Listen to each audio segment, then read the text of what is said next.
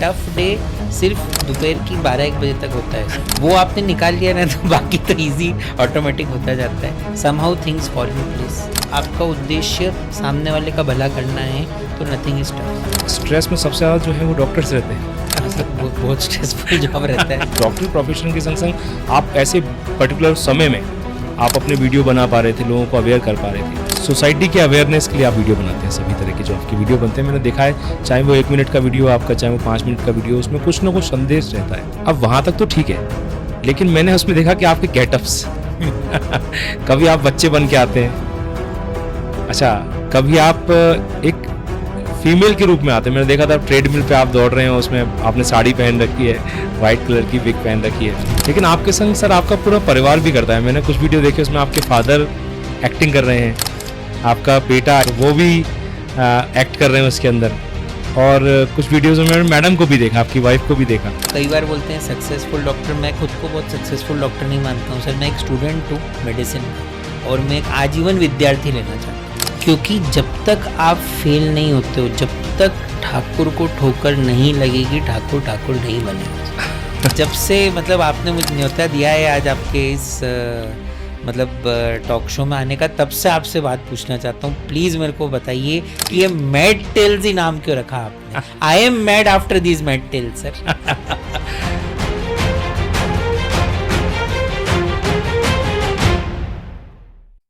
नमस्कार, मेरा नाम है डॉक्टर शैलेंद्र सिंह, अंतर्राष्ट्रीय motivational speaker, stress management coach, और आपका बहुत बहुत स्वागत है हमारे प्रीमियम पॉडकास्ट शो में द मैड टेल्स में। द मैड टेल्स, जहां हम बात करते हैं उन लोगों से जिन्होंने अपने कार्यों से, अपने विचारों से, अपने विजन से और अपने एक्शन से समाज में एक डिफरेंस पैदा किया, एक परिवर्तन लेकर के आया है। Means the people who are making a difference in the society with their efforts. इसी कड़ी में आज का जो एपिसोड है बहुत खास है हमारे लिए, क्योंकि आज हमारे बीच में एक ऐसी शख्सियत हैं, एक ऐसे व्यक्ति हैं जो कहने को तो डॉक्टर हैं और जाने माने डॉक्टर हैं देश के। कोरोना के समय में हर व्यक्ति जो कोरोना से जूझा है, गुजरा है, वो उनका नाम भली भांति तरीके से जानता है। तो वो कहने को तो एक बहुत बड़े डॉक्टर हैं, देश के जाने माने डॉक्टर हैं, छाती रोग विशेषज्ञ हैं, लेकिन उनके कितने अतरंगी रूप हैं उस बारे में शायद ही कुछ बिरला लोगों को ही पता होगा। तो आज हम बात करेंगे डॉक्टर साहब से और जानेंगे उनकी अतरंगी स्टोरीज के बारे में, उनकी अनटोल्ड स्टोरीज के बारे में, और उनके जीवन के कुछ अनछुए पहलुओं के बारे में। क्योंकि यहाँ सिर्फ टॉपिक पे बात नहीं करते हैं, हम सिर्फ एक सब्जेक्ट पे बात नहीं करते हैं, हम बात करते हैं कि हमारा पर्पज़ है कि एक मोटिवेशन मिले, हमारे व्यूअर्स को एक प्रेरणा मिले, और वो हमारे पॉडकास्ट से कुछ लेकर के जाएं। तो अधिक भूमिका ना बनाते हुए आज के इस एपिसोड में, आज के इस हमारे पॉडकास्ट में हम स्वागत करते हैं देश के जाने माने, परिचित छाती रोग विशेषज्ञ डॉक्टर रवि दोषी सर का। सर, आपका बहुत बहुत स्वागत है हमारे पॉडकास्ट में। बहुत बहुत धन्यवाद शैलेंद्र सर। और सबसे पहले मैं आभार मानूंगा आपका और इस खूबसूरत मैड टेल्स का, आज आप जिसका मुझे हिस्सा बनाने जा रहे हैं। और मैं अभिवादन करूंगा उन सभी दर्शकों का जो अभी भविष्य में हमारी इस टेल्स को, हमारी इस वार्तालाप को सुनेंगे, और शायद वो सारी अच्छी बातें जो आपने बोली हैं हमारी इस बातचीत के थ्रू कुछ निकल के उसमें आ पाए। चलिए सर, बहुत बहुत स्वागत है। अधिकतर लोग आपको जानते हैं, आपके बारे में जानते हैं, आपके विषय में जानते हैं, लेकिन फिर भी मैं चाहूँगा कि थोड़ा सा प्रकाश आप अपने बारे में, अपने परिवार, आपके एजुकेशन वगैरह के बारे में डालें, ताकि हमारी जो ऑडियंस है, हमारे व्यूअर्स हैं, वो थोड़ा और अच्छे तरीके से आपके संग कनेक्ट हो सके। इंदौरी हूँ सर। पोए और जलेबी। और यहीं पैदा हुए, यहीं पले बड़े, यहीं पढ़ाई करी। बीच में कुछ वर्ष पिताजी गल्फ़ में काम करते थे, तो रियाद में रहने का सौभाग्य मिला, और अपनी पढ़ाई इंदौर के चोइथराम स्कूल में करी है। हमारा एमबीबीएस और मेरे पीजी का जो पहला चरण था वो भी मैंने एमवाय अस्पताल से ही किया है। उसके बाद जीवन हैदराबाद लेके गया, तो जीवन के 5 साल हैदराबाद में पढ़ाई करने का, प्रैक्टिस करने का और ख़ुद को ट्रेन करने का मौका मिला। और 2010 से इंदौर में वापस अपने परिवार और अपने समाज की सेवा करने में लगा हुआ हूँ। यही मेरा परिचय है सर। और इंदौर ने जो भी बनाया है, जो भी दिया है, वही उसे वापस लौटाने की कोशिश कर रहा हूँ। बहुत बढ़िया सर, बहुत बढ़िया। सर ये मतलब आपने डॉक्टर का प्रोफ़ेशन चुना, तो आपने डॉक्टर का प्रोफ़ेशन ही क्यों चुना? मतलब आप कुछ और भी चुन सकते थे। तो डॉक्टर का ही प्रोफ़ेशन क्यों चुना? उसके पीछे कोई विशेष कारण रहा? ये बाई चांस था या बाई चॉइस था? सर मेरे समय पे मैं मैथ्स बायो का स्टूडेंट हुआ करता था, क्योंकि मैं 11वीं तक डिसाइड नहीं कर पाया था कि डॉक्टर बनना है या इंजीनियर बनना है। अच्छा। पर मेरे घर में मम्मी पापा सिस्टर, मेरे जीजा जी सभी डॉक्टर्स हैं। ओके, मेरे पापा बेसिकली एक बिजनेस फैमिली से आते हैं, और मेरी मम्मी के जो फादर हैं वो बहुत नामी वकील हुआ करते थे। ओके। मेरे जो मामा जी है वो बहुत नामी इंजीनियर हुआ करते थे। तो सभी पढ़े लिखे और प्रोफेशनल्स हुआ करते थे हमारे यहाँ पे। उसके बावजूद कभी घर वालों ने ये दबाव मेरे ऊपर नहीं डाला, उनका बस ये था कि तुझे जो बनना है बन, पढ़ाई में अच्छा रहना। मुझे रियली एक अट्रैक्शन हुआ करता था जब जब मेरे फादर बतौर डॉक्टर लोगों से पेश आते थे, उनको एक रिस्पेक्ट मिलता था, उनके फैमिली में उनको एक रिस्पेक्ट मिलता था। और कहीं ना कहीं मैंने मेरे देखा था कि पापा बहुत लोगों की एक फैक्चुअल मदद करते थे, परोक्ष और अपरोक्ष रूप दोनों से। 1991-92 में दंगे हुए थे इंदौर में, तब बड़े, वो जो जी, अयोध्या में जी, जी, के जी। समय पे जी, 90 या 91 की बात जी। होगी। तब हमारी गली में एम्बुलेंस आई थी चौइथराम हॉस्पिटल की, पूरी सायरन से पूरा गूंज उठा था वो स्ट्रीट। मेरे पापा तब एम्बुलेंस में बैठ के गए थे। अच्छा। मैं तब 7th क्लास में था। उस समय उसी गली में रहने वाले कुछ लोगों की मदद मेरे पापा की वो एम्बुलेंस कर पाई थी, क्योंकि उस टाइम बड़ा कड़ा कड़ा कर्फ्यू हुँ, लगा हुँ। था, हम रामबाग क्षेत्र में रहते थे तब। जी, मुझे तब एक सोशल वैल्यू डॉक्टर की समझ में आई थी, और उनके कहने पे उस एम्बुलेंस को कई पुलिस वालों ने जाने भी दिया था, कुछ बातचीत नहीं हुई थी। तो मुझे पता चला था कि there is a power in this profession, in doctors in profession. Doctors profession. और सबकॉन्शियस लेवल पे वो पावर अगर आप अच्छाई के लिए यूज़ करो तो आप समाज में वो बदलाव ला सकते हो जिसकी आज समाज को ज़रूरत है। तो मैं कहीं ना कहीं समझता हूँ कि वो मेरा एक बहुत बड़ा मोटिवेशन था कि मैं डॉक्टर बना। मैं I wanted to be a successful person, but at the same time success को सामाजिक उत्थान के रूप में कैसे जोड़ सकता था, वो मेरा एक उद्देश्य रहा है। जी, तो ये एक कारण था जो आप मतलब आप इसमें बाई चॉइस ही आए हैं। मैं पूरी तरह बाई चॉइस आया हूँ सर। 12th के जस्ट बाद में जब रिजल्ट निकला, तो पीएमटी का रिजल्ट निकला था, तो मेरा ऑल इंडिया में सिलेक्शन हो गया था। उसके 2 हफ्ते बाद में पीईटी में भी सिलेक्शन हो गया था। तो ग्रेट। चॉइस थी क्या बनूं। जब पिताजी के टेबल पे गया तो चॉइस खत्म हो गई, डॉक्टर ही बनना था। बट वो डॉक्टर ही जी, बना जी, सर। जी। सर एक्चुअली में कहते हैं कि सब प्लानिंग ईश्वर की होती है और किसी को नहीं पता था कि एक ऐसा समय आने वाला है, कोरोना जैसा समय आने वाला है और वो समय लोगों ने बहुत कुछ देखा है, बहुत कुछ खोया है, खोने वालों ने बहुत कुछ खोया है, बहुत कुछ देखा है लोगों ने। उस वक़्त मैं भी सर इंदौर में ही था, इंदौर में शिफ्ट हुआ था तब देहरादून से मैं, मुझे भी कोरोना हुआ था। उस वक़्त सर एक नाम डॉक्टर्स की जो लॉबी है, उसमें एक नाम भगवान की तरह पूजनीय था। कोरोना का जो भी पेशेंट था, जो भी कोरोना से जूझ रहा था, उसके होठों पे एक ही नाम हुआ करता था कि भई उस डॉक्टर के पास चले जाओ, आपको बहुत हेल्प मिल जाएगी। और वो नाम था सर आपका, डॉक्टर रवि दोषी सर का। तो ये बहुत नोबल वर्क आपने जो किया कोरोना टाइम में। तो मैंने देखा सर कि उस वक़्त मतलब आपका नाम एक तो इतना पूजनीय था लोगों के बीच में। आपने अपने एफर्ट से, अपने इलाज से हज़ारों लाखों लोगों का आपने इलाज किया, उनकी जानें बचाई आपने। मीनवाइल मैंने एक चीज़ और देखी उस बीच में कि आप सोशल मीडिया पे भी सर एक्टिव रहे। सोशल मीडिया पर आपने बहुत सारे वीडियो बनाए अवेयरनेस को लेकर के। तो ऐसी कौन-सी चीज़ थी सर जो आपको प्रेरित कर रही थी? क्योंकि हमारा जो पॉडकास्ट है वो कंप्लीटली मोटिवेशनल 85% मोटिवेशनल है, 15% हम आपके सब्जेक्ट या मेडिकल पे बात करेंगे। तो ऐसी कौन-सी चीज़ थी जिसने आपको सर प्रेरित किया कि आपको एक डॉक्टर प्रोफ़ेशन के संग-संग आप ऐसे पर्टिकुलर समय में आप अपने वीडियो बना पा रहे थे, लोगों को अवेयर कर पा रहे थे? जबकि उस वक़्त बहुत सारे जो अन्य डॉक्टर्स हैं वो बहुत मोटा पैसा छापने में लगे हुए थे। तो क्या चीज़ थी सर जिसने आपको प्रेरित किया ये सब कुछ करने के लिए? कोविड में जब हम काम करते थे तब हमें खुद समझ में आता था कि कोविड के इतने ज़्यादा रुद्र रूप लेने का जो बहुत बड़ा कारण था, वो कोविड से संबंधित अज्ञानता एवं फेक न्यूज़ थी। जी। एक बहुत बड़ा बहुत बड़ा रीज़न कोविड क्यों इतना मेजर प्रॉब्लम बना वो इसीलिए था क्योंकि मिस इन्फॉर्मेशन बहुत ज़्यादा थी और कहीं न कहीं सही बात और तथ्य वाली बात लोगों तक पहुँचाई नहीं जा सकती थी। वो भी जब आती थी तो मल्टीपल सोर्सेज़ से Monday, Tuesday, Wednesday, Thursday, Friday 5 दिन पाँचों अलग-अलग एक ही चीज़ के बारे में चीज़ें निकल के आती थी। जी। पर सैटरडे, संडे जो न्यूज़ आती थी वो अक्सर फेक वाली ज़्यादा उन सब में जीत के सामने आती थी। अच्छा। तब करीबन साढ़े 6 महीने मैं अस्पताल में ही रहा, मैं घर नहीं गया। 6.5 महीने मैं नहीं गया सर। अस्पताल में रहे आप? जी, मैं तिलक नगर में रहता हूँ सर। तिलक नगर उस टाइम रेड ज़ोन घोषित हो गया था अच्छा। और जब मैं वहाँ गया तो ऑलरेडी मैं प्रैक्टिस भी घर पे ही करा करता था। जी। तो मम्मी-पापा का ऐसा ही कहना रहा यार कि रवि अभी तू प्रैक्टिस-वैक्टिस मत कर क्योंकि तेरे सब पड़ोसी डरे हुए हैं। फिर पापा और मम्मी की चिंता थी, मेरे बच्चों की चिंता थी। मुझे लग रहा था मैं यहाँ काम कर रहा हूँ, इस बारे में कुछ नहीं पता है तो it's a risk to go. यानी मीन्स आपके ऊपर कोई प्रेशर नहीं था, आप अपनी चॉइस से आप अस्पताल में थे 6 महीने। हाँ, वो मेरी चॉइस ही था जी। और वो समय मुझे बहुत नज़दीक से मेरे प्रोफ़ेशन को और मुझे खुद को समझने में एक मौका मिला कि ये प्रिकॉशन बहुत ज़रूरी है। जी।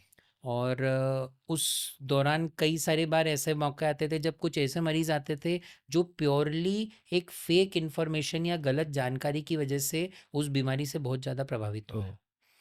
तो वैसे भी मेरी एक बचपन से हॉबी रही है कि मैं कई सारे चीज़ों को अपने तरीके से ड्रॉ करके या फिर पोस्टर बना के या फिर अब चूँकि अब कैमराज़ इतने ईज़िली एक्सेसिबल है तो एमेच्योर वीडियोज़ बनाने की मेरे को हैबिट थी। अच्छा। तो उन्हीं वीडियोज़ को थोड़ा-सा और प्रॉपर वे में बना के मैं मेरे मतलब सोशल मीडिया हैंडल्स के थ्रू सर्कुलेट करता था। पर उस समय वाक़ई में उसकी प्रासंगिकता मुझे खुद को समझ में आती थी कि वो बहुत ज़रूरी है। And I think by the end of third wave तो ये मिशन के तौर पे मेरे कई कॉलीग्स ने भी टेकअप किया था एंड आई एम हैप्पी कि उस बहाने कम से कम हम सही मैसेज को कैरी फॉरवर्ड कर दे पाए। पाए। पर्पस उसका बेसिकली यही था कि हमको उस सही इन्फॉर्मेशन को सामने लेके आना था। जी, वो तो मैंने आपके बहुत सारे वीडियो देखे हैं और बड़ा सौभाग्यशाली समझता हूँ कि मतलब मैं आपके साथ बैठा हूँ अभी, क्योंकि एक डॉक्टर प्रोफ़ेशन के तौर पे, क्योंकि मैंने डॉक्टर्स को देखा है सर, मैं बहुत रहा हूँ डॉक्टर्स के साथ में, मैंने बहुत सेशंस किए हैं। तो ऐसा अनूठा काम जो आप कर रहे हैं, वो तो हर कोई नहीं करता है। ये है। मैं शैलेंद्र सर बहुत शुक्रगुजार हूँ कि उस उन वीडियोस के बारे में आप जिक्र करते हैं क्योंकि it is social education with some fun and a family touch. तो आई थिंक ये सभी चीज़ें एक एक बेसिक पर्सन को बहुत ज़रूरी होता है उस चीज़ को समझाने के लिए क्योंकि डॉक्टर जो बात डॉक्टरी लहजे में बोलेगा वो बीमार तो समझ जाएगा पर उसका परिवार या उसका मन वाकई में उसके ठीक होने के बाद खुद नहीं समझेगा। नहीं समझेगा। आदमी हजार बार बुखार आता है, हजार बार सिगरेट छोड़ता है और एक एक हजार एकवीं बार चालू कर देता है कर जब देता बुखार है। चला जाता है। सही बात है। तो ये फैक्ट है। तो यही एक कोशिश है कि हमारी इतनी सोसाइटीज़ है उन्होंने इतने दिन बनाए हैं दवा बीमारियों को हाईलाइट करने के लिए। पर आजकल कई लोग मतलब आदमी क्रिकेट के ऊपर 24 में से 28 घंटे दे देगा पर उस बीमारी के उस दिन पे वो 2 मिनट भी टीवी नहीं देखेगा जब वो ऐड आता है ही चेंजेस इट इमीडिएटली। एग्ज़ैक्टली। तो मेरा एक कॉन्सेप्ट था कि उसको एक सिंपल वे में बनाऊं, नॉन कमर्शियल, बिल्कुल एक एमेच्योर वे में और उस चीज़ को कैरी फॉरवर्ड करता हूँ। मैं जब भी बनाता हूँ तो मेरे करीबन 24,000 कॉन्टैक्ट्स मेरे मोबाइल पे हैं, सबको भेजता हूँ। उसमें मेरे कुछ पुराने पेशेंट्स हैं, कुछ पेशेंट्स के अटेंडर्स हैं जिनके फ़ोन आते हैं, मेरे कोलीग्स रहते हैं, मेरे सीनियर्स, मेरे टीचर्स। हर बार जब मैसेज भेजता हूँ तो 1-2 लोग तो मौका निकाल देते हैं कि चलो भड़ास निकल गई, जो भी गलती हुई उनसे भूल-चूक माफ़ हो जाती है। पर हमेशा आज करीबन 10 साल से ज़्यादा हो गए हैं, जब-जब एक मैसेज भेजा है, उन कॉन्टैक्ट्स में से किसी एक का रिप्लाई थैंक यू का ज़रूर आया है। वो भी आपकी जीत है। वही मेरी जीत है sir and that exactly. Is my single aim. अगर एक की भी एक। छुड़वा दी, जी। बहुत है सर। जी, जी। मैं भी सर यही सोचता हूँ कि हम जो पॉडकास्ट करते हैं, चाहे उसको 10 लोग देखें, चाहे उसको एक दिन 10 लाख देखें, अगर एक व्यक्ति का जीवन भी परिवर्तित हो सकता है उससे, तो मतलब ये सक्सेस है हमारी। ये बहुत बड़ी सक्सेस एग्ज़ैक्टली। है सर और बतौर एक professional with a social responsibility ये मेरा दायित्व है मेरे समाज के लिए। आपका सर इतना बिज़ी शेड्यूल जो रहता है, आप जैसे सुबह निकलते हैं, सुबह अपने काम पे जाते हैं, दिन भर हॉस्पिटल में रहते हैं। तो एक तो होता है कि एक तो टफ़ डे होता है, कभी न हर एक की लाइफ़ में कुछ टफ़ डे ज़रूर आते हैं। तो उन टफ़ डेज़ में आप कैसे मोटिवेट करते हैं अपने आप को? कैसे चैलेंजेस का सामना करते हैं? क्या चीज़ आपको प्रेरित करती है? खुद को कैसे मोटिवेट रखते हैं? सर टफ डे यानी कि एक दिन जिसमें बहुत सारे ऐसे काम हैं जिसमें कुछ काम आपको पसंद नहीं है, कुछ काम आपको करना ही है और कुछ काम अच्छे हैं। हमेशा इन 3 का कॉम्बिनेशन होता है। जी, तो मैं तो यही कोशिश करता हूँ कि जैसे-जैसे आते जाए वैसे-वैसे करते जाएँ। जी, भाव एक रहे, ना उस इमोशनली इतने दुखी भी नहीं होना है, इमोशनली इतना हैप्पी भी नहीं होना है। हाँ, तो टफ दिन निकल जाते हैं सर। और कुछ मैं मानता हूँ, मैं तो बहुत छोटा-सा हूँ सर उम्र में, बट संसार का नियम ऐसा है कि टफ डे सिर्फ़ दोपहर की 12-1 बजे तक होता है सर। वो आपने निकाल लिया ना तो बाकी तो ईज़ी ऑटोमेटिक होता जाता है। Somehow things fall in place and step by step अगर हम चीज़ को लेते हैं, if at heart and at mind आपका उद्देश्य सामने वाले का भला करना है, तो नथिंग इज़ टफ सर। कोई भी मुश्किल ऑटोमेटिकली सॉल्व होती है। जो that is the way nature is, that is the way our universe is, कि कोई भी सॉल्यूशन रहे सर। हम आए दिन ऐसी सिचुएशंस में रहते हैं जब गंभीर से गंभीर मरीज होते हैं। कई ऐसे मरीज भी होते हैं जिन्होंने ज़िंदगी भर स्मोकिंग नहीं करी, पर आज वो कैंसर के स्टेज 4 में पड़ा हुआ है। हाँ, आप उसकी फैमिली को क्या बोलोगे, और फैमिली छोड़ो, आप उस मरीज को क्या बोलोगे वो तो यही कहेगा कि भई मैंने कि साहब ना मैंने तो क्या कभी किया सर? सिगरेट पिया, ना शराब पी, मैं ही क्यों? मैं ही क्यों? Why me? Why me sir? फिर आप मानेंगे नहीं सर, ये कठिनाई इस प्रकार की होती है। कई बार आपका उद्देश्य सही होता है बट चीज़ें सही नहीं होती and things don't work out. किसी का ट्रीटमेंट प्लान उतना सक्सेसफुल नहीं होता नहीं है। होता होगा। लोग बोलते हैं कि आपका ओपिनियन गलत है, लोग बोलते हैं आपने ये गलत किया। तरह-तरह के वो रहते हैं कि आप कमर्शियल व्यक्ति हैं, आप ये है, वो है। बहुत सारे बातें होती हैं रोज़ सर। बट आई फ़ील कि इफ़ उद्देश्य क्लियर है कि यार मरीज को ठीक करना है, उद्देश्य क्लियर है कि आपका खर्चा कम रखना है, if at heart you are very clear in your goal, तो अल्टीमेटली आपका मैसेज कन्वे हो जाता है और वो कठिन दिन ultimately ends to be the most satisfying day sir. Exactly, तो ये तो ख़ैर प्रोफ़ेशन ही सर आपने चुना ऐसा है कि उसके अंदर तो मतलब जहाँ तक मैं जानता हूँ आज से कुछ समय पहले मैंने एक मैं बीइंग अ मोटिवेशनल स्पीकर और स्ट्रेस मैनेजमेंट कोच मैंने भिलाई में एक डॉक्टर्स के लिए एक सेशन लिया था मैंने। तो तब मुझे एहसास हुआ कि स्ट्रेस में सबसे ज़्यादा जो है वो डॉक्टर्स रहते हाँ सर, हैं। बहुत स्ट्रेसफुल जॉब रहता है सर। पर अच्छा है, मतलब स्ट्रेस यही रहता है सर। देखिए क्या रहता है, अपना वाला जब कोई बीमार होता है ना, तो परिवार खुद नहीं जानता कि वो अपने मरीज को इतना प्रेम करता है। हाँ, मतलब आप अब हम कितनी जगह देखते हैं सर, बोलते हैं कि अरे यार ये तो यूं ही है, कोई ध्यान नहीं देता। पर वही व्यक्ति जब बीमार पड़ता है तब आप देखिएगा कि इमोशंस कितने बाहर आते हैं। राइट, राइट, राइट, तो राइट। कई लोग हैं and it's a busy time sir, सब बिजी हैं, सब सब व्यस्त बिज़ी हैं। हैं सर, सही बात है। आज बोला जाए कि यार मैं तेरे को चल फ्री में घुमा के लाता हूँ गोवा, किसी पर के पास आदमी नहीं समय जा नहीं है। पाता सर, वो नहीं जा पाता है। हमको ही हमारे कितने फ्रेंड बोलते हैं कि चल यार चल, पर अपन नहीं जा पाते हैं। सिमिलरली किसी को भी पसंद नहीं कि अपना रूटीन खराब हो। बीमारी एक ऐसी चीज़ होती है जो कभी टाइम टेबल से नहीं आती है, ना नहीं वो आती है, टाइम टेबल आने का देखती है, ना वो ना टाइम जाने का। टेबल जाने का देखती है। हुँ, उसके पीछे पूरा घर अव्यवस्थित हो जाता है। आदमी के कितने लोग रहते हैं, एग्ज़ाम रहती है, कुछ डेडलाइंस रहती हैं, कई लोगों के रियली इंपॉर्टेंट कमिटमेंट्स रहते हैं, शादियाँ रहती हैं, हुँ, जो नहीं हो पाती हैं उस बीमारी और उस मजबूरी की वजह से, जिस वजह से वो स्ट्रेस आता है पेशेंट की फैमिली पे कि जल्दी ठीक करिए डॉक्टर साहब, ठीक नहीं हो रहा, खर्चा लग रहा है, समय लग रहा है, हमारी जीवन रुका पड़ा है। तो वो सामने वाले से निकल के आपके ऊपर आता है। और फिर दिन भर आप अगर 40 पेशेंट भी देख रहे हो, तो 40 फैमिली, मतलब 40/4 160 लोगों का जब ज़िंदगी का तनाव आप पे आएगा, तो थोड़ा स्ट्रेस तो बढ़ता है सर उसमें। जी, जी, जी। बट आई आई थिंक अगर आप आपके पेशेंट्स को भी अपनी फैमिली का ही एक पार्ट मान के चलो, उन जहाँ तक कुछ 19-20 कर सकें हम उसमें उनकी हेल्प कर लें, तो things work out sir. Stressful रहता है but deep down if you love your profession, that stress only shows you the way कि इनकी प्रॉब्लम सॉल्व जल्दी कैसे करना है। फिर फ़ोकस ही वही हो जाता है आपका। वही हो जाता है कि हुँ, जल्दी सॉल्व करो, कम में सॉल्व करो, जल्दी सॉल्व तो करो जैसे बस। अभी ये चैलेंजेस की बात चल रही है, तो आपकी लाइफ़ में मतलब सबसे चैलेंजिंग आपको क्या लगता है? या क्या लगा कभी? क्या चैलेंजिंग रहा? उस चुनौती का आपने सामना कैसे किया? कैसे वो बाधा पार किया आपने?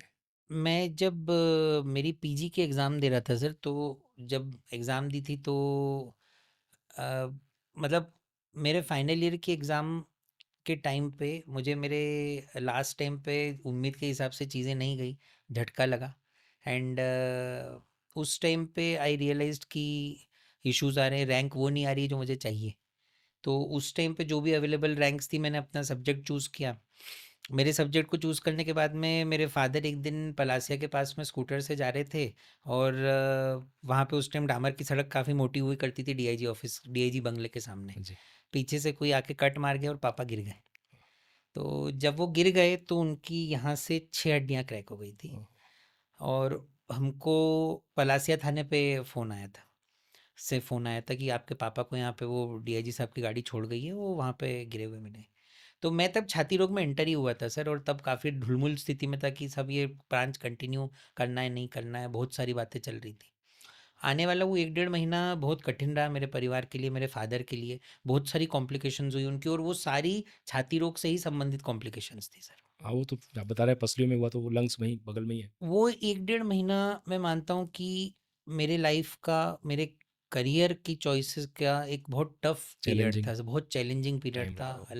अलग-अलग वेज़ में, जैसे मैंने बोला ना, बीमारी कभी कॉलिंग कार्ड देके नहीं आती। जी, हम खुद बहुत सारे ऐसे सिचुएशंस में थे कि we were not prepared for it. मैं उसके लिए प्रिपेयर्ड नहीं था, बट एक-एक करके करते-करते जब मेरे ही चेस्ट के मतलब सब तरीके मुझे समझ में आए, मुझे मेरे ब्रांच की इम्पोर्टेंस समझ में आई। कैसे मैं एक डॉक्टर फैमिली से आते हुए भी मुझे 1 डेढ़ महीना इंदौर जैसी सिटी में लग गया मेरे फादर को ठीक करने में।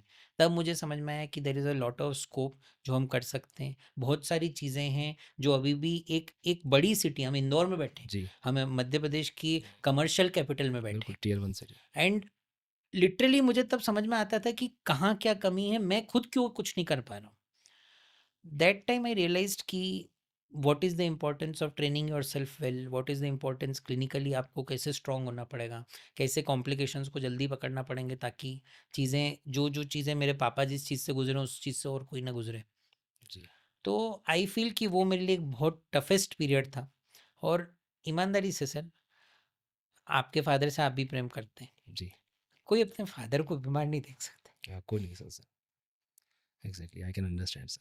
फैमिली है सर, फैमिली में सभी तरह की चीज़ें होती हैं। और दूसरा, लाइफ है। लाइफ है। लाइफ है यार, लाइफ के कुछ लाइफ तो ना कोई समय दिखा के आता है, ना ना उसका कोई समय है आने का है ना जाने का है। एग्जैक्टली। क्या, लेकिन सर फिर भी आप जो करते हैं सोसाइटी के लिए, जो करते हैं आप, जो लोगों के लिए करते हैं, अपने पेशेंट्स के लिए करते हैं, बहुत ज़बरदस्त करते हैं वो। मैंने आपके वीडियोस देखे हैं, तो मेरे मन में एक सवाल उस वक्त उठा, मैं आपके जब वीडियो देख रहा था, तो आप वीडियो बनाते हैं सोशल मीडिया पर, और सोसाइटी के अवेयरनेस के लिए आप वीडियो बनाते हैं। सभी तरह के जो आपके वीडियो बनते हैं, मैंने देखा है, चाहे वो 1 मिनट का वीडियो आपका, चाहे वो 5 मिनट का वीडियो, उसमें कुछ ना कुछ संदेश रहता है। अब वहाँ तक तो ठीक है, लेकिन मैंने उसमें देखा कि आपके गेटअप्स कभी आप बच्चे बन के आते हैं, अच्छा, कभी आप एक फीमेल के रूप में आते हैं। मैंने देखा था ट्रेडमिल पे आप दौड़ रहे हैं, उसमें आपने साड़ी पहन रखी है, वाइट कलर की विग पहन रखी है।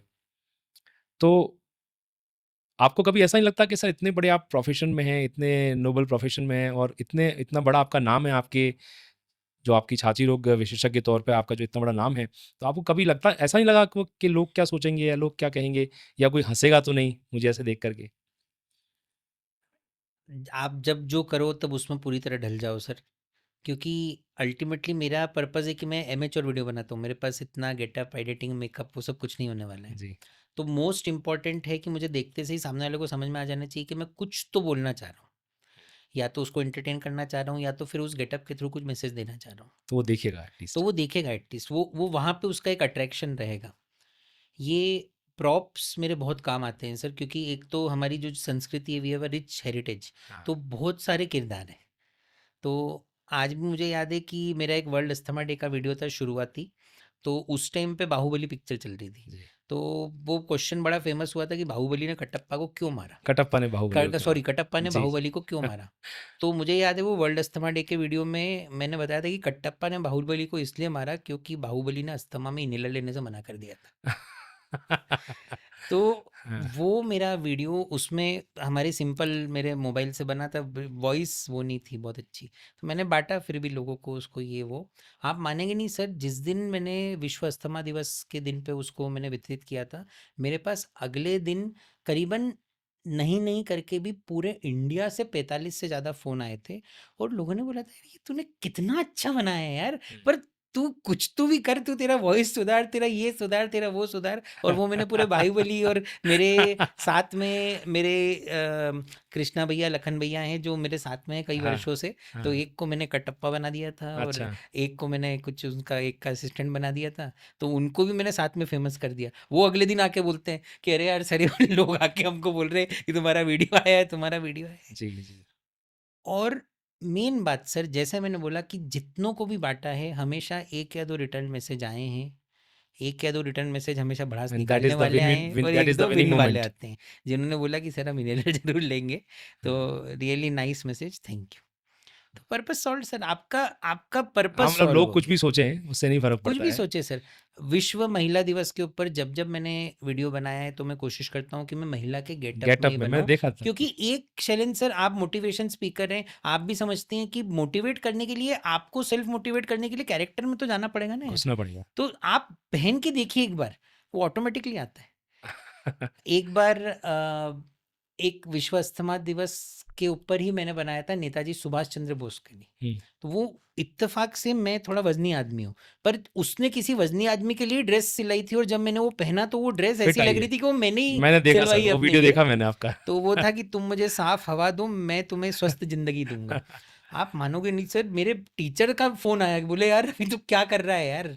मतलब ही appreciated me so much. And for B, ये प्रॉप्स बस एक सिंपल सा तरीका है सर, अपने कैरेक्टर में आके कुछ उस बात को और स्ट्रेसफुली और प्रॉपर वे में सामने वाले को कन्वे तो करने कभी का। किसी ने ऐसा कहा कि अरे क्यों बना रहे हो? क्या चक्कर में पड़े हो ऐसा? बोलते हैं सर, मैंने बताया ना सर, जब जब मैं सबको मैसेज भेजता हूँ, हाँ। चाहे आप चाहो चाहे नहीं चाहो। कुछ लोग जो ट्रीटमेंट के टाइम कुछ रिजल्ट्स एक्सपेक्टेड नहीं रहे हैं, उनका गुस्सा भी मेरे ऊपर आता है। हाँ, कुछ लोग बातें भी सुनाते हैं। हाँ। कुछ लोग ये भी बोलते हैं, फ्रेंकली बोलते हैं कि सर आप डॉक्टर हो, हम आपसे उम्मीद नहीं रखते, अच्छा, तो आप हमको आपकी ब्रॉडकास्ट लिस्ट से हटा दो प्लीज़। अरे! वो मुझे उस जामे में देख ही नहीं देख पाते नहीं हैं। पा रहे हैं आपको। तो वो भी देखा है मैंने सर, मैं वो उनको फिर भी भेजता हूँ, वो मेरे को ब्लॉक कर देते हैं, जो भी करते हैं, मैं तो भेज देता हूँ, क्योंकि मैं मानता हूँ कि समहाउ कभी बाय चांस धुप्पल साट में भी वो किसी काम के आदमी को भेज दे तो शायद काम हो जाए। काम आ जाए। अच्छा सर, एक चीज़ मैंने और देखी है, मतलब आप तो करते हैं, लेकिन आपके संग सर आपका पूरा परिवार भी करता है। मैंने कुछ वीडियो देखे, उसमें आपके फादर एक्टिंग कर रहे हैं, आपका बेटा, आई थिंक मैंने नाम सुना, दर्शिल नाम है आई थिंक। दर्शिल छोटा वाला है सर, बड़ा वाला ऋषभ है। हाँ, तो वो भी एक्ट कर रहे हैं उसके अंदर। और कुछ वीडियोज़ में मैंने मैडम को भी देखा, आपकी वाइफ़ को भी देखा। तो ये सबको आप सर, मतलब इस इन सबको आप सिंक्रोनाइज़ कैसे करते हैं? इन सबको मनाते कैसे हैं? क्या ज़बरदस्ती करना पड़ता है या वो स्वेच्छा से करते हैं? सर मतलब 2-3 बातें हैं उसके पीछे, बेसिकली एक बात बताऊँ तो, एक तो बात रहती है बच्चों की, तो बच्चों को तो मज़ा आता है, हाँ, और उनको मुझे मज़ा आता है इंक्लूड करने में, क्योंकि जो मेरा टारगेट ऑडियंस है बहुत बड़ा, वो बच्चे हैं सर। हमें बच्चों को सही मैसेज देना बहुत ज़्यादा ज़रूरी है, ताकि वो इन चीज़ों को इंकलकेट करें कि भैया तंबाकू ख़राब चीज़ है, smoking is a bad habit, and कल को चल के सांस संबंधित रोग क्या होते हैं, कम से कम बच्चों को उनके बचपने में समझ में आ जाए। दूसरी बात ये होती है सर कि मेरा, अगर कल वीडियो लॉन्च करना है, तो आइडिया आता है रात की 10:30 बजे या 11 बजे। उस टाइम पे अगर कोई मेरे को सहायक एक्टर चाहिए हो, तो घर वालों के अलावा कोई उपलब्ध होता नहीं। रात को ही। और तीसरी बात सिंक्रोनी की रही सर, तो क्या रहता है कि ऑलमोस्ट, देखिए जो मेरा आइडिया रहता है, मैं पहले ही बता देता हूँ, शुरू में रेजिस्टेंस सब करते हैं, पर आजकल उन लोगों को भी पता है कि यार ये इसके वीडियो में आ जाओ तो थोड़ी पहचान मिल जाती है। तो अब कोई मना नहीं करता है। मैं ग्रेटफुल, जी। मैं आभारी हूँ सर उसके लिए, मेरे पिताजी मम्मी का, और वाइफ का। और बच्चों को तो मैं रियली फोर्स करता हूँ, अब वो खुद ही आते हैं। रहा घर वालों की सिंक्रोनी और समझ की बात, तो मैं खुद आश्चर्य करता हूँ सर, कि मम्मी पापा या वाइफ जब भी वीडियो में आते हैं, तो उनको एक टेक लगता है और वो सही कर लेते हैं, बल्कि मैं जो सोचता हूँ उसमें और 19 का 20 ही करके मुझे देते हैं सर। तो I am grateful for that, ये ऊपर वाले की कृपा है सर। सही बात है, ये ऊपर वाली कृपा है, क्योंकि सबको एक ही ट्रैक पे चला देना, या सब एक ट्रैक पे चला देना नहीं बोलूँ, अगर तो चल पड़े, स्वेच्छा से चल पड़े, ये मतलब एक फैमिली के तौर पे बड़ी सफल चीज़ है ये। एक फैमिली के तौर पे मतलब लोग आपसे यहाँ एक संदेश ये भी लेके आ सकते हैं कि एक सफल डॉक्टर होते हुए भी, क्योंकि डॉक्टर को बहुत स्ट्रेस में देखा है मैंने, एक सफल डॉक्टर होते हुए भी, और मैम ऑलरेडी अपने एक सफल कैरियर में हैं, आपके फादर भी इतने सफल उन्होंने कैरियर में रहे वो, इन सबको एक एक एक ट्रैक पे लेके चलना, जो सोच आपकी है उस सोच पे लेके चलना, और वो चलते हैं और सक्सेसफुली चलते हैं, उसको बनाते हैं जो आपका आपका उद्देश्य रहता है कंटेंट का। तो ये एक सफल परिवार का सर एक लक्षण समझता हूँ मैं सर इसे।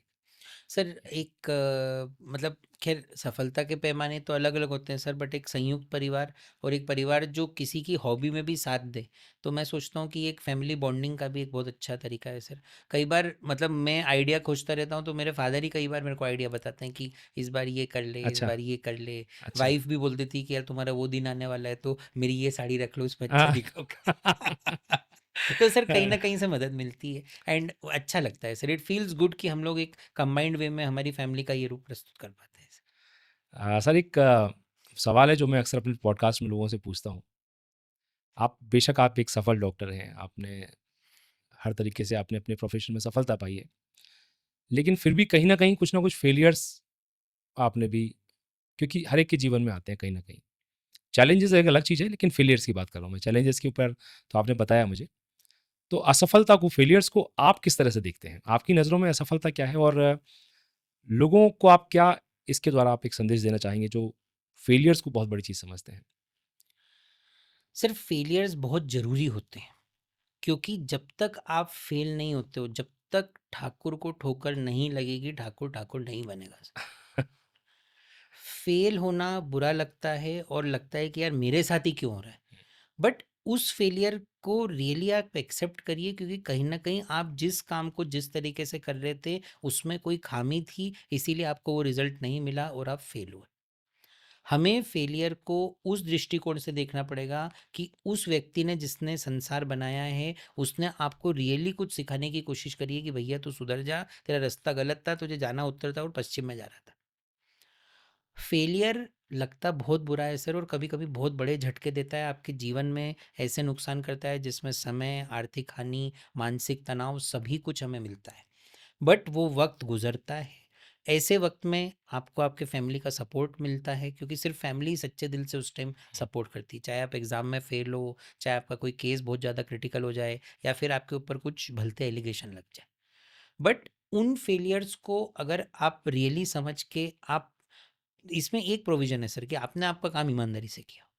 आपने आपका काम ईमानदारी से किया और फिर भी आप फेल हुए, यानी कि the way that you worked was not proper. आपने अपना जो प्रोटोकॉल उस काम का बनाया वो सही नहीं था। वो फेलियर मौका देता है आपको कि आप बैठो, सोचो। अगर एग्जाम में फेल हुए तो अगले साल फिर मौका मिलेगा आपको, शुरू पास 1-2 महीने हैं फिर से सोच के अपनी तैयारी को रिवाइज करने के लिए।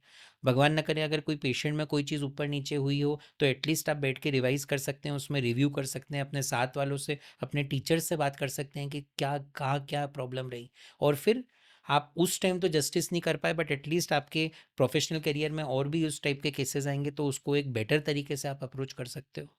अगर आप उस फेलियर को अपने मस्तिष्क में एक पॉजिटिव वे में कोशिश करोगे सोचने की, आप उसके दबाव में टूटोगे नहीं, तो वो फेलियर आपके लिए एक ऐसा दौर रहेगा जो कुछ ऐसी सीख दे जाएगा जो रियली आपको आगे काम आएगी।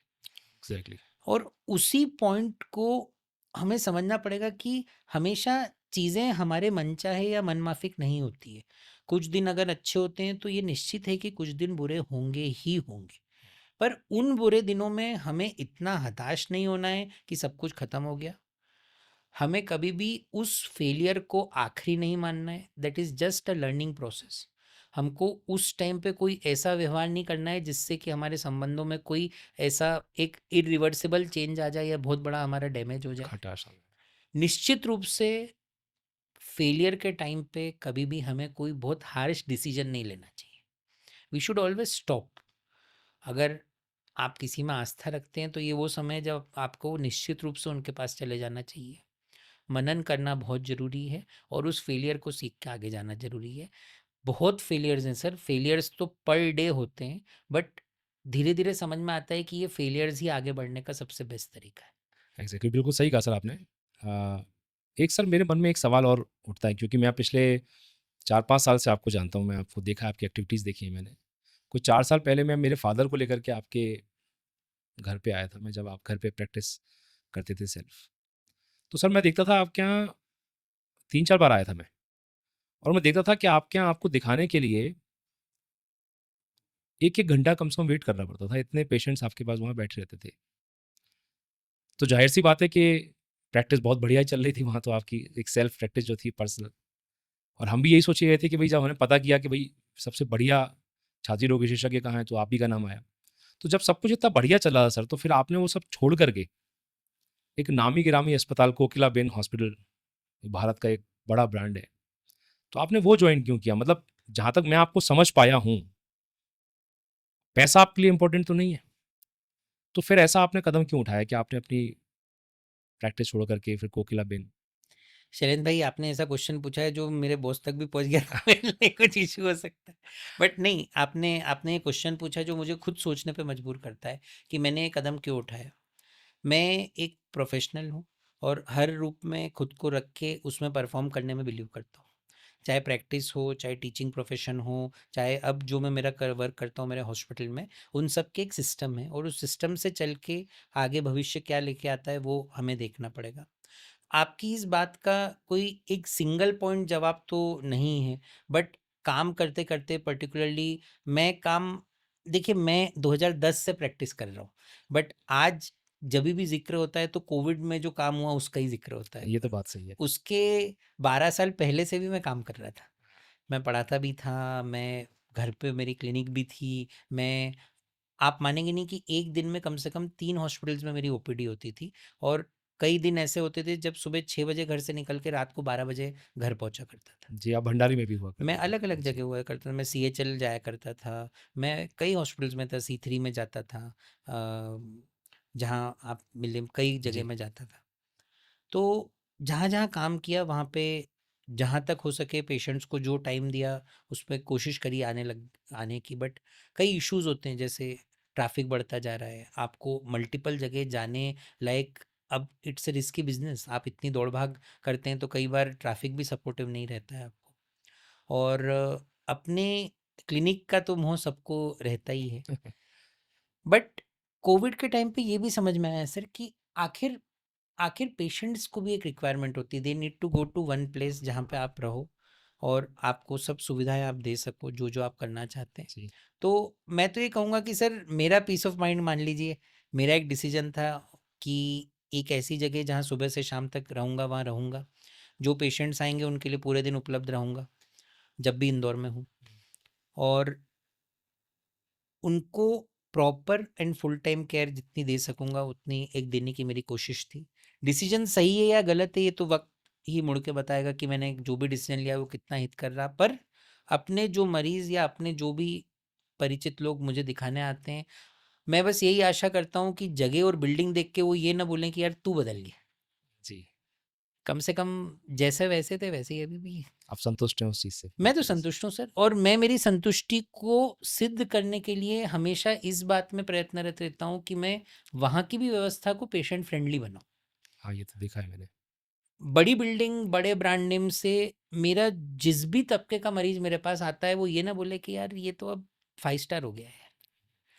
डॉक्टर रवि डोसी 5 स्टार नहीं हुआ है, वो तो जैसा पहले आपके लिए था वैसे ही अभी भी है। अब आपके लिए सुविधाएँ 5 स्टार हो गई हैं बस। सुविधाएं हो गई हैं सर, बट कई चीज़ों में मैं मेरे गंभीर मरीजों के साथ रह पाता हूँ, जहाँ पे मैं पहले उनके पास में सिर्फ एक 15 मिनट देख के निकल जाता था, अगले दिन आता था। जी। आज मैं दिन भर उनके साथ में हूँ। हाँ, हम कई प्रकार की सर्जरियाँ करते हैं जिसमें समय देना पड़ता है, आपको बाद में भी उस मरीज को ऑब्जर्व करने का मौका मिलता है।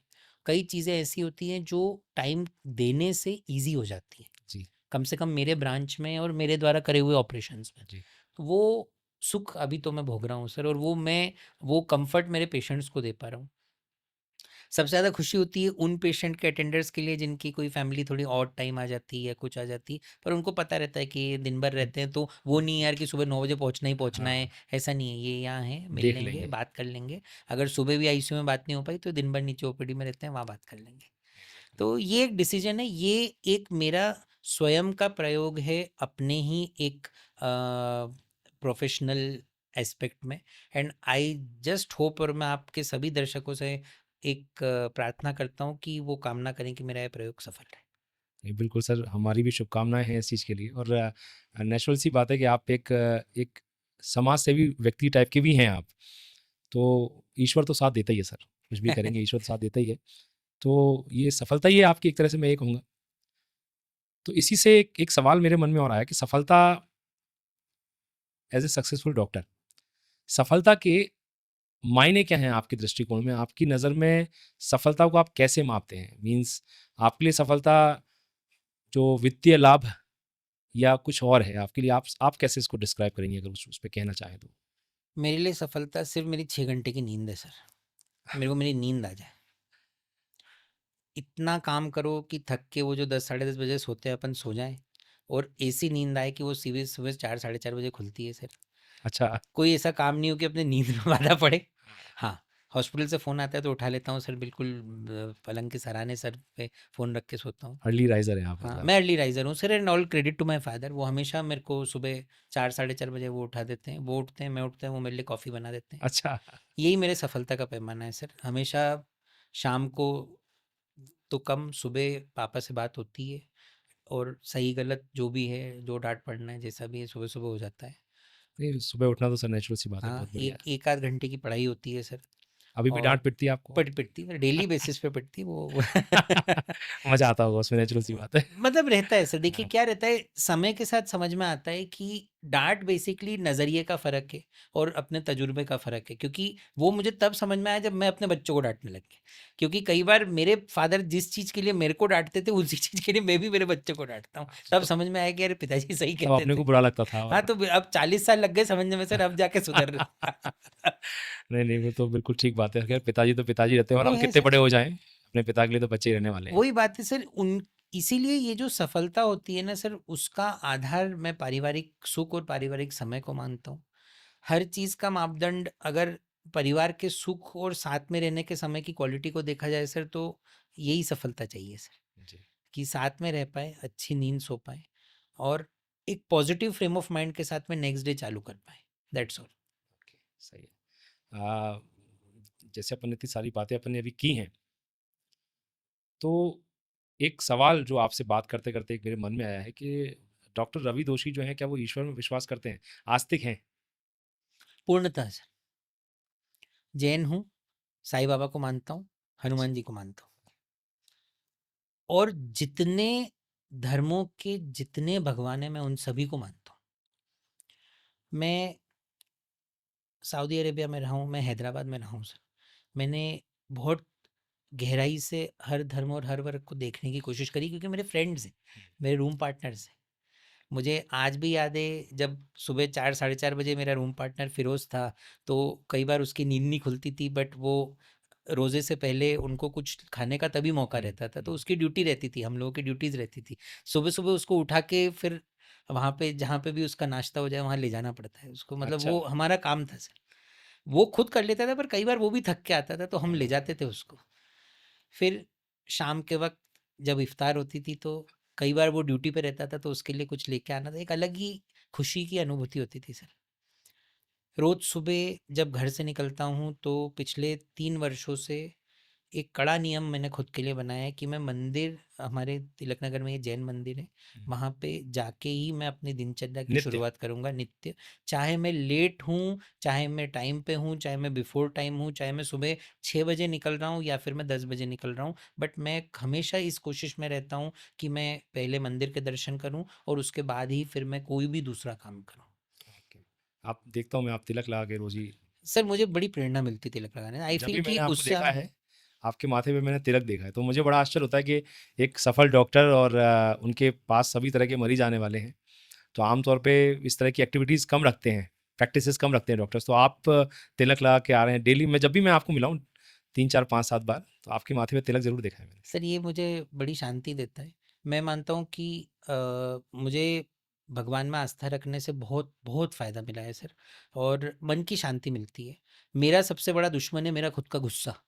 अच्छा, और आप गुस्सा करते हैं? उस मैं बहुत गुस्सा करता हूँ सर। मैं मतलब मेरे फादर बहुत गुस्सा करते हैं, मैं बहुत गुस्सा करता हूँ, मेरे बच्चे गुस्सैल हैं। बट अगर गुस्सा कंट्रोल कर लिया सर, तो बहुत सही रहता है, हमें गुस्सा नहीं करना चाहिए। वर्स्ट एनिमी किसी भी प्रोफेशनल का गुस्सा होता है क्रोध। सर, क्रोध होता है। और मैं कोचिन में था सर, मेरी इंटरवेंशनल पल्मोलॉजी की पढ़ाई कर रहा था वहाँ पे, तो वहाँ जिस एरिया में मैं रहता था एड़ापल्ली में, वहाँ पे एक चर्च हुआ करता था। तो वहाँ पे उस टाइम पे पता नहीं वहाँ की गर्मी थी या उमस थी, गुस्सा बहुत आया करता था। तो वहाँ पे हर संडे को जाके, जो पोस्ट ड्यूटी में 12 बजे छुट्टी हो जाती थी, तो वहाँ पे जाके 1 आध घंटे उस चर्च में बैठो, तो वो पीस, जो शांति रहती है वहाँ पे हुँ, सर। तब आपको समझ में आता है कि ये गुस्सा भी हमारी ओवर उत्तेजना है। आप अगर आधे 1 घंटे भी पीस में बैठ जाएँ वहाँ जाके, तो आपको समझ में आता है कि पीसफुल रहना, माइंड को कंट्रोल रखना कितना फ़ायदेमंद है। इसीलिए I believe doctor Ravi Doshi एक पूर्णतः आस्तिक व्यक्ति है, और बहुत बहुत आस्था है मेरी धर्म में सर। हर प्रकार का धर्म एक संदेश देता है, वो वो शांति और साथ में रहना सिखाता है सर। साईं बाबा कहते हैं कि हम श्रद्धा रखें, सबूरी से काम रहें। श्रद्धा और सबूरी अगर किसी भी काम के मूल स्तंभ हों, सबूरी मतलब सबूरी सब्र, मतलब पेशेंस। पेशेंस रखना है, पेशेंस। पेशेंस। और श्रद्धा मतलब आप भरोसा भरोसा रखिए कि रखें। There is a force which guides you. आप भरोसा रखिए अपने ऊपर कि अच्छा होगा। तो आई फील आप श्रद्धा रखें, सबूरी से काम लें। जो आपका फैमिली सिखाता है, जो आप जिस भी आपकी फेथ में आप हैं, आप अगर उसके प्रिंसिपल्स को फॉलो करेंगे, there is no chance in the world sir कि आप दुखी हों या अनसक्सेसफुल। एग्जैक्टली, करेक्ट, ट्रू है। ये मेरी एक पूर्ण पूर्ण आस्था और बिलीफ है सर। सही है। सो जैसे कि अभी आपने बताया कि आप प्रयोग आपने किया, आप कोकिलाबेन में गए अपनी प्रैक्टिस आप, और अभी प्रयोग में ही आप प्रयोग करते रहते हैं। तो एक सवाल, ये सवाल भी मेरा अक्सर सभी लोगों से रहता है कि एज ए डॉक्टर रवि दोषी, आपके अगले बड़े लक्ष्य क्या हैं, आपका विजन क्या है? शैलेंद्र सर, आप मोटिवेशनल स्पीकर, आपसे बात करते करते मैं भी मोटिवेट हो रहा हूँ। आपने लक्ष्य पूछे, बहुत कम बार उम्र के इस पड़ाव में कोई अपने लक्ष्य अगले वो पूछता है सर। आप कई बार बोलते हैं सक्सेसफुल डॉक्टर, मैं खुद को बहुत सक्सेसफुल डॉक्टर नहीं मानता हूँ सर। मैं एक स्टूडेंट हूँ मेडिसिन का, और मैं एक आजीवन विद्यार्थी रहना चाहता हूँ। मैं पढ़ना चाहता हूँ sir. I want to study more. And कई सारी विधाएं हैं हमारे छाती रोग में ही जो कि कम डेवलप्ड है, अंडर डेवलप्ड नहीं कहूँगा, जैसे sleep medicine, allergy sciences, paediatric pulmonology. पिछले 3 सालों में मैं इन चीज़ों के ऊपर अपनी डिग्रीज कर पाया हूँ और स्पेशलाइजेशन पूरे कर पाया हूँ। तो मैं खुद का टारगेट रखता हूँ कि आज से 10 से 15 साल में मेरी इन सब स्पेशलिटीज़ को मैं और ज़्यादा स्ट्रॉन्ग बनाऊंगा। जिन चीज़ों के लिए लोग इंदौर छोड़ के आज भी बाहर जाने का मुंह देखते हैं, वो चीज़ मैं कम से कम मेरी ब्रांच में तो नहीं होने देना चाहता हूँ। At least I want to be the one stop destination for any chest related problem that a person has. कहीं बाहर नहीं जाना पड़े। मैं ही बाहर ना जाऊँ, उसको एक लॉजिकल और प्रैक्टिकल ओपिनियन देना मिल जाए, जो यहीं मिल जाए, यहीं पे। ये भी अपने आप में सर बहुत बड़ा विज़न है। मतलब आज की डेट में देखते हैं ना, कुछ भी होता है, कुछ हाथ में जो चीज़ें नहीं हुई तो वो सीधे बाहर रेफ़र करते हैं, हाथ करते हैं खड़ा सर। करते हैं। तो आप चाहते हैं कि वो आप कभी हाथ आपके डिपार्टमेंट से खड़े ना हों। मैं बस इतना चाहता हूँ सर। Right, right, right. अच्छा सर, चूँकि एक एक आप एक छाती रोग विशेषज्ञ हैं, एक सफल पल्मोनोलॉजिस्ट हमारे साथ में हैं। तो एक सवाल सर मेरे मन में अभी आ रहा है, क्योंकि आजकल अपन देख रहे हैं लगातार, कोरोना का संबंध आपसे रहा, छाती रोग विशेषज्ञ, कोरोना, पर्यायवाची रहे, एक दूसरे के मतलब दुश्मन रहे एक तरह से। तो अभी सर दोबारा अब देखने को मिल रहा है, लगातार हम देख रहे हैं कि कोरोना के एक्टिव केस बढ़ रहे हैं। हालांकि हमारा पॉडकास्ट मोटिवेशनल ही ज़्यादा रहता है, लेकिन चूंकि आप हैं और इस वक्त वो वापस से कोरोना चल रहा है, तो मन में एक सवाल मेरे आया कि कितना इस समय कितना डरने की आवश्यकता है, कितना पैनिक होने की आवश्यकता है, क्या संदेश आप इस चीज़ को लेके देना चाहेंगे, कोरोना को जो वर्तमान में चल रहा है? संदेश नहीं सर, एक वाक्य बताता हूँ। संडे की शाम को 56 गया था, है ना? और 56 पे भी आजकल सराफे के टक्कर की भीड़ रहती है, बल्कि ज़्यादा ही रहती है आजकल। तो अभी आपने खुद ने सुना कि अपसर्ज ऑफ कोविड केसेस था, बट 56 का माहौल 56 जैसा ही था सर। सब कुल्फी खाने में मस्त थे, मास्क कहीं पे भी नहीं थे। नहीं था। नहीं था। तो कोविड उससे पहले या अभी भी इन्फ्लुएंजा, फ्लू के अलग अलग रूप जो संक्रामक रोग होते हैं वो हमेशा आते जाते रहते हैं। और हम चूंकि जिस पार्ट ऑफ द वर्ल्ड में रहते हैं, टेम्परेचर फ्लक्चुएशन अति में रहते हैं, बहुत गर्म होता है, बहुत ह्यूमिड होता है, बहुत ठंडा होता है। तो ये वायरल तो आएंगे ही आएंगे, उनको यही माहौल चाहिए पनपने के लिए। अगर केसेस बढ़ रहे हैं तो हमारे हाथ में, चाहे लॉकडाउन लगा हो, चाहे कि अगर एक केस भी इस दुनिया में हो, सिर्फ एक ही चीज़ है, और वो ये है कि आप सोशल डिस्टेंसिंग रखें। आप हाथ धोइए, अपने हाथ, मुंह, नाक, कान, गले पे बार बार मत लगाइए, और एक साधारण मास्क का उपयोग करिए। यदि उतना भी नहीं तो साधारण कफ एटिकेट का इस्तेमाल करिए, जिसमें कि जब आप खांसते हैं तो आपके मुंह पे रुमाल होना चाहिए, और हमेशा एक एल्बो जितनी दूरी सामने वाले से बना के रखिए। हम्म। सिर्फ इतनी सावधानी रखना है सर। कोई वेव, कोई वायरस आपको कभी भी कोई नुकसान या इस समाज को नुकसान नहीं पहुंचा पाएगा, लेकिन सर, क्योंकि आप ट्रांसमिट ही नहीं होने दोगे ना उसको। लेकिन सर प्रैक्टिकली ऐसा मतलब अभी तो कहाँ, मतलब जिस वक्त लोग मर रहे थे तब तो लोग बिल्कुल एक एक क्या दो दो मास्क लगा रहे थे, लेकिन अब वैक्सीन लगवाई लोगों ने और बहुत सारी चीज़ें हो गई हैं, उसका डर खत्म हो गया एक तरह से। तो अब आप जो कह रहे हैं, मतलब बात तो खैर सही है कि अपन कहीं भीड़ में जाएँ, कुछ करें, ऐसा तो एक मास्क लगाने में कुछ नहीं होता, लेकिन नहीं लगाते हैं लोग। प्रैक्टिकली वो पॉसिबल, ये नहीं कहूँगा कि पॉसिबल नहीं, प्रैक्टिकल पॉसिबल है, लेकिन प्रैक्टिकल नहीं है, लोग ज़्यादा करते नहीं हैं। सर, आप कोविड से डरते हो, कोविड दोबारा ना आ जाए उससे डरते हो, पर मास्क लगाने से डरते हो या मास्क लगाने को इग्नोर करते हो, तो इसको आप खुद मतलब इसमें एकेडमिशियन है तो आप समझेंगे कि इसको कहते हैं कि KAP, knowledge attitude practice gap होना। मेरे वीडियोस का संदेश इसी नॉलेज एटीट्यूड प्रैक्टिस गैप को कम करना होता है सर। अल्टीमेटली ये वायरल आते जाते रहेंगे। आज भी हम वायरल की बात करते हैं, कोविड की बात करते हैं, पर टीबी से लोग कोविड से ज़्यादा मरते हैं सर, ट्यूबरक्लोसिस से। ट्यूबरकुलोसिस से। अच्छा। और यही नियम है जिसका पालन करना है।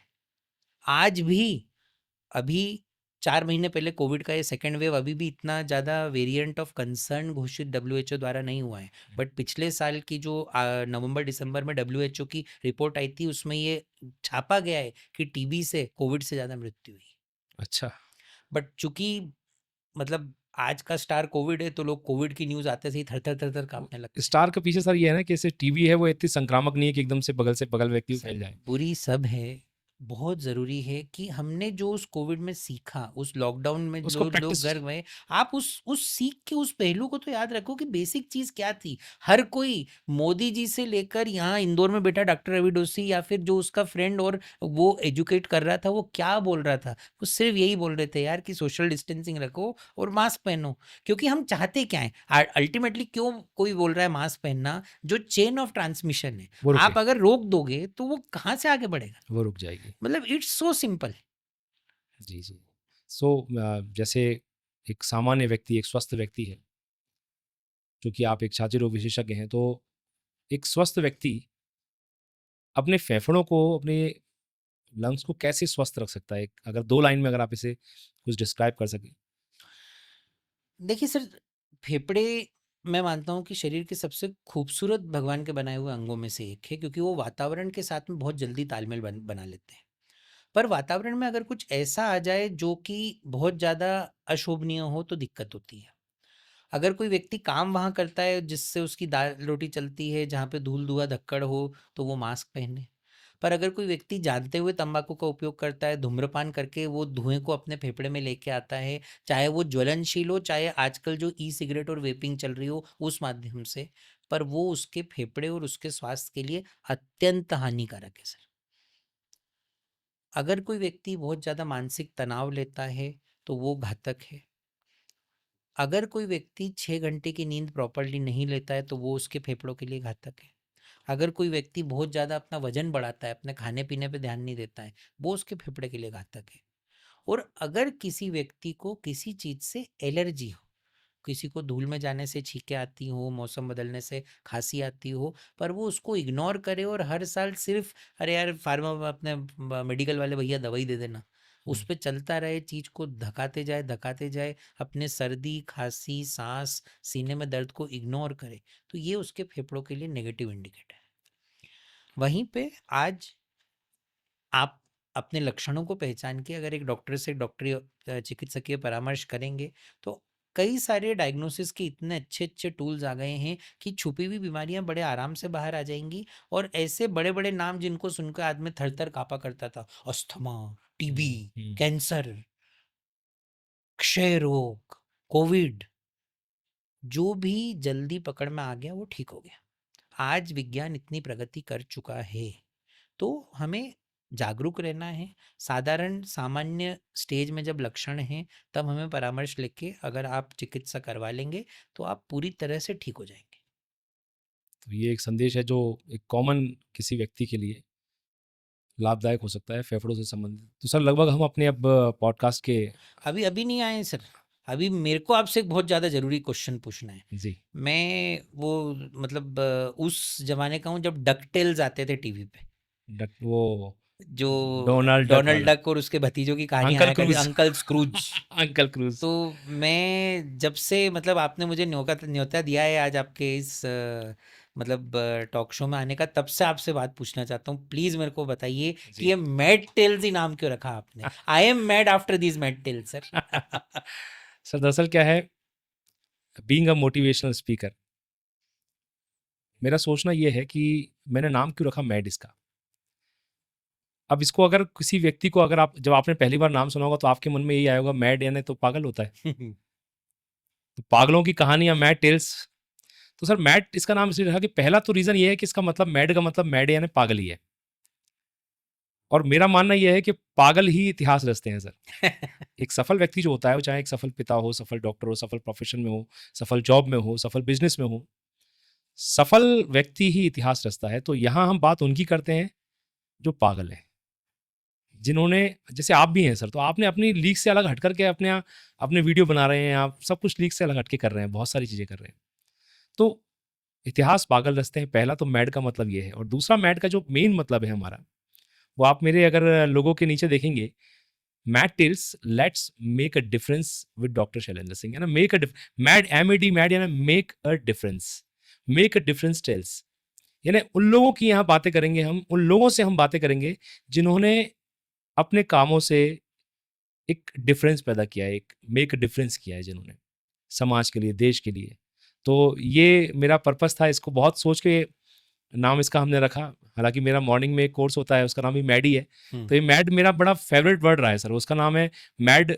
मॉर्निंग में हम 5:30 बजे, 5 बजे हमारी क्लास होती है ऑनलाइन, उसका नाम है magical awakening drive, MAD, mad.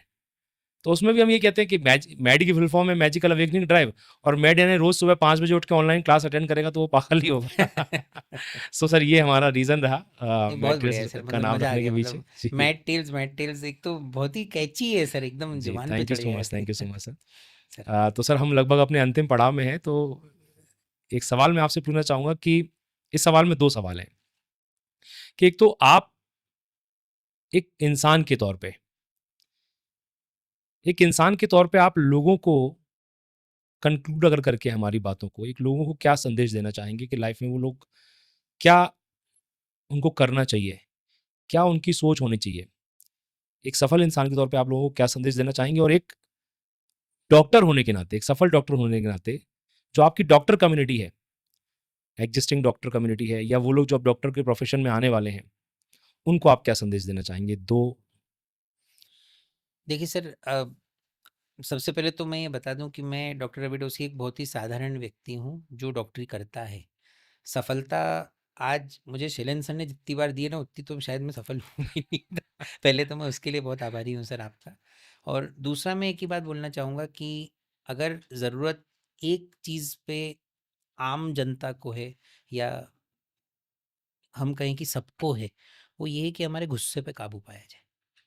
घर से निकल के हॉस्पिटल तक आते आते सड़क पे जरा सा टच हो जाए, कोई एकदम गाड़ी पे कट मार दे, हमारे मुंह से ही प्रवचन चालू हो जाते हैं कई बार। हुँ, हम बहुत गुस्सा करने लगते हैं और उसका नतीजा ये रहता है कि दिन भर वो भड़ास किसी न किसी रूप में निकल के हमारे हर बनते काम को बिगाड़ती। जी, गुस्से पे काबू पाना है सर, गुस्से पे, गुस्सा इज अवर वर्स्ट एनिमी। गुस्सा और स्ट्रेस, आपको जिस तंत्र को, जिस तरीके को अपनाना है वो अपनाइए, पर प्लीज़ उसके ऊपर कंट्रोल करिए, क्योंकि ये आपकी व्यवस्था को बर्बाद करके रख देगा। बतौर डॉक्टर, मैं एक छाती का डॉक्टर हूँ, एक फेफड़ा रोग विशेषज्ञ हूँ। मैं एक ही बात कहना चाहूँगा कि तंबाकू और स्मोकिंग हर उस चीज़ को रिप्रेजेंट करता है जो बुरा है। हमें इस इस आदत को, इस हैबिट को कैसे भी करके जड़ से मिटाना है, bye setting the best example. अगर हम उस व्यवस्था या इलाज की उस तरफ जाएं जहाँ पे एक बैलेंस मेंटेन होता हो, चाहे वो पेशेंट के बॉडी का हो, उसके इकोनॉमी का हो, और उसके लाइफ का हो, अगर ये बैलेंस हम हमारे पेशेंट्स की लाइफ में लेके आ पाए, तो बतौर डॉक्टर आज से 5 से 10 साल बाद हम एक बहुत अच्छी व्यवस्था देखेंगे। तो यही वो दो बातें हैं सर जो आज मैं कुछ एक फ्यूचरिस्टिक वे में दुआ या कामना सबके लिए कर पाऊंगा सर। जी, जी, जी। इसी से एक मेरे को, चूँकि हम एंड में ही चल रहे हैं, ये मेरा आखिरी सवाल था, लेकिन एक सवाल मेरे मन में और आ गया कि चूँकि आप तो इतना इलाज कर रहे हैं अभी, सब छाती रोग विशेषज्ञ के तौर पे आप, सिगरेट के पैकेट आते हैं या फिर गुटखे के पैकेट आते हैं, उन सब पे सर बड़े-बड़े अक्षरों में लिखा होता है इसके सेवन से कैंसर होता है, और फिर भी लोग जो है उसका सेवन करते हैं। तो नेचुरल सी बात है, जब आपके पास लोग आते हैं इस तरह की समस्याएं लेकर के, तो आप पूछते भी होंगे उनसे कि भाई सिगरेट का कंजम्पशन करते हो, नहीं करते हो, क्या करते हो? तो आपके ट्रीटमेंट में सर क्या काउंसलिंग का काम भी रहता है क्या? मुझे बातें करने का बहुत शौक है सर, इसलिए जब जब एक जगह काम करता हूँ तो बातें खूब करता हूँ। मेरे बाहर के लोग परेशान रहते हैं कि यार बहुत टाइम दे देता है यार, हाँ, क्योंकि काउंसलिंग हमारे काम का एक ज़्यादा ज़रूरी हिस्सा है जी, दवाई लिखने से भी। और सीधी बात है सर, आदमी विश्वास से ठीक होता है, आपके व्यवहार से ठीक होता है। वो आपकी दवाई से तो आई डोंट थिंक कि वो पूरी तरह ठीक होता है। अच्छा, काउंसलिंग करना बहुत ज़रूरी है, और अगर आप आपकी बात को एक बिलीफ और ईमानदारी के साथ में सामने रखते हो, तो लोग आपकी बात समझते हैं सर। जी, और वही एक प्रयास रहता है कि अगर कोई रियली धूम्रपान करता है या कोई भी बुरी आदत रखता है तो वो उसको छुड़ाए सर। लोग आते हैं, आके अपनी जेब में से बीड़ी रख के टेबल पे चले जाते हैं कि साहब गलती हो गई, नहीं होगा। छुड़वाई आपने। छुड़वाई भी है सर, वो बात अलग है कि हर 4 बार आता है, 4 बार बीड़ी रख के चले जाता है वही पेशेंट। बट चलो ठीक है, वो समझ रहा है कि वो कुछ गलत कर रहा है हाँ, और वो मैं उसकी सेंस। हेल्प कर पा रहा हूँ सर। तो यही एक सिंगल मोटो है कि हमें कुछ भी करके एक नॉर्मल बैलेंस और शांति लोगों के दिमाग में और लाइफ में लेके आना है। उनकी जेब पे भारी नहीं पड़ना चाहिए, मन हल्का होना चाहिए। और अगर कोई डॉक्टर रवि डोसी को उसका पेशेंट, उसका अटेंडर, उसका दोस्त या कोई भी अगर याद रखे, तो वो याद रखे कि यार वो हँसाने की कोशिश करता था और कुछ ना कुछ कोशिश करता वो रहता था। आपकी एक लीगेसी कुछ इस तरह की बस बस यही एक है सर होनी कि चाहिए, लोग आपको ऐसे याद कोशिश रखें। करता रहता था। बाकी सफलता असफलता के पैमाने मैं खुद सबके के ऊपर कभी लागू नहीं होने दूंगा, because I am a life long student sir. वो तो बस हर इंसान कोशिश सर, करते रहना है सर। हर इंसान को हम भी यही कहते हैं कि हर व्यक्ति जो है, सफल हो असफल हो, वो लॉन्ग लास्टिंग एक विद्यार्थी ही है, और जब तक वो विद्यार्थी की सोच में रहेगा, तब तक वो सफलता के नित नए आयाम गढ़ता रहेगा। ये स्वाभाविक सी बात है। चलिए खैर, ये तो आपसे बात करने में तो खैर नेचुरल सी, आपने कहा कि मुझे बात करना बहुत पसंद है, तो बात करने में बहुत आनंद लिया हमने। और एक मेरे मन में सवाल आया था, बीच में पूछना मैं भूल गया था आपसे कि आपकी हॉबीज़ वगैरह, मैंने सुना आपको गाने वगैरह भी पसंद है, कुछ ऐसा? हाँ सर, मुझे पुराने गाने गाना बहुत अच्छे तो आप लगते क्या हैं मतलब भजन गाना या फिर फ़िल्मी सर। सॉन्ग गाना? भजन गाता हूँ सर, मैं कुछ है मतलब एकदम वो डिटेल वाले भजन नहीं, जो फिल्मी सिंपल भजन रहते हैं वो खूब तो गाता मैं हूँ सर चाहूँगा मैं। सर कि सर 2 लाइनें जो हैं अगर आप ये एक नई चीज़ होगी हमारे दर्शकों के लिए। सर तारीफ तेरी निकली है दिल से, आई है लब पे बन के कवाली, शिरडी वाले साईं बाबा, आया है तेरे दर पे कवाली। वाह सर! बहुत बढ़िया सर। मेन चीज़ है सर कि आप जो मैंने जो शुरू में हमारे दर्शकों को मैंने कहा था आप सब लोगों से कि आज आप मिलेंगे एक ऐसी शख्सियत से जो एक सफल डॉक्टर तो हैं, लेकिन उनके अतरंगी रूपों को हर कोई ज़्यादा नहीं जानता। कुछ बिरले जो उनके इनर सर्कल में जो लोग आते हैं वो नहीं पता है। तो ये थे डॉक्टर रवि दोषी, एक्टर भी हैं, डॉक्टर तो खैर हैं ही, एक एक्टर भी हैं, एक कॉमेडियन भी हैं, एक सोशल सेवक भी हैं, एक स्टूडेंट भी हैं, एक अच्छे पिता हैं, पुत्र हैं, पति हैं, एक अच्छे इंसान हैं। तो हमारे शो में सर आप आए, आपने इतना समय दिया। मैं जानता हूँ कि आपका समय मिल पाना बड़ा टफ रहता है। 5-7 दिन से आपसे बात करते-करते फाइनली आज हमने आपको पकड़ ही लिया था। तो आपने समय निकाला सर, बहुत-बहुत धन्यवाद। और हम चाहेंगे फिर कभी आपके संग दोबारा फिर एक किसी पॉडकास्ट में हम आपके संग बैठें, फिर कुछ नए विषय पे चर्चा हो। तो आपका बहुत-बहुत धन्यवाद सर। शैलेंद्र सर, बहुत बहुत धन्यवाद। मैट टेल्स सफलताएं की हर ऊंचाई पूरी करे, और उससे ज़्यादा जो चीज़ सोच के आपने मैट टेल्स बनाई है वो ज़रूर वो परिवर्तन आए और लोग उसको उसी चीज़ के लिए याद रखें। बहुत बहुत धन्यवाद। Thank you sir.